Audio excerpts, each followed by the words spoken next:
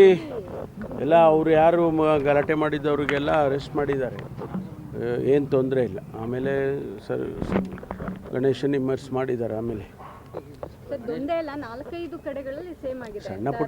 ಸಣ್ಣ ಪುಟ್ಟ ಘಟನೆಗಳು ಆಗಿದ್ದಾವೆ.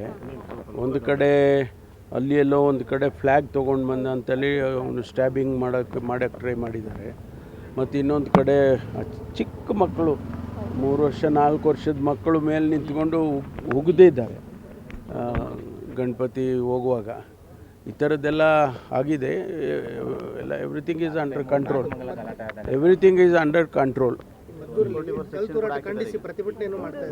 ಮಾಡಿದ್ದಾರೆ. ನಾವು ಎಲ್ಲ ರೀತಿಯ ಕ್ರಮ ತಗೊಳ್ಳಿ, ಜನನೂ ಕೋಆಪ್ರೇಟ್ ಮಾಡಬೇಕಲ್ಲ. ನಾವು ಅಪೀಲ್ ಮಾಡ್ಕೊಳ್ತೀವಿ, enough and more police force ಹಾಕ್ತೀವಿ, ಎಲ್ಲ ಮಾಡ್ತೀವಿ. ಜನ ಸಮುದಾಯ ಅವರು ಕೂಡ ಕೋಆಪ್ರೇಟ್ ಮಾಡಬೇಕು. ಎಲ್ಲ 2 ಸಮುದಾಯದವರು ಕೋಆಪ್ರೇಟ್ ಮಾಡಬೇಕು. ನಮಗೆ ಲಕ್ಷಾಂತರ ಗಣಪತಿಗಳನ್ನ ಇಮರ್ಸ್ ಮಾಡ್ತಾರೆ. ಎಲ್ಲೂ ಕೂಡ ಹೆಚ್ಚಿನ ಗಲಾಟೆಗಳು ಆ ರೀತಿ ಎಲ್ಲ ಆಗಲಿಲ್ಲ.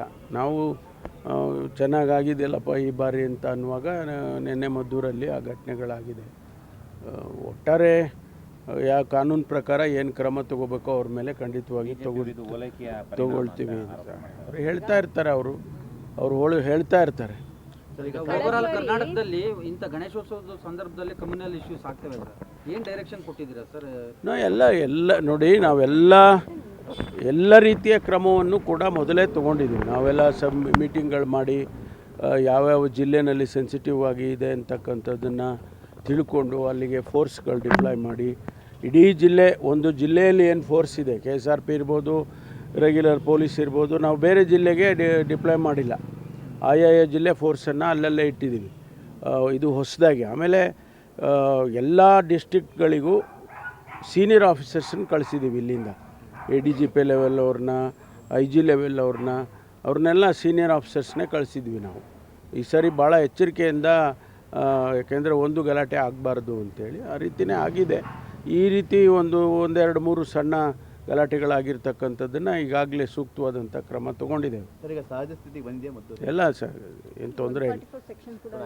ಇದೆಲ್ಲ ಪ್ರಿಕಾಷನರಿಗೆಲ್ಲ ಮಾಡಬೇಕಲ್ಲ. ಪೊಲೀಸ್ನವರು ಏನು ಪ್ರಿಕಾಷನರಿಯಾಗಿ ಏನು ಬೇಕೋ 144 ಆಗಲಿ, ಬೇರೆ ಬೇರೆ ರೀತಿಯಲ್ಲಿ ಏನು ಕ್ರಮ ತೊಗೋಬೇಕು ಎಲ್ಲ ಮಾಡ್ತಾರೆ.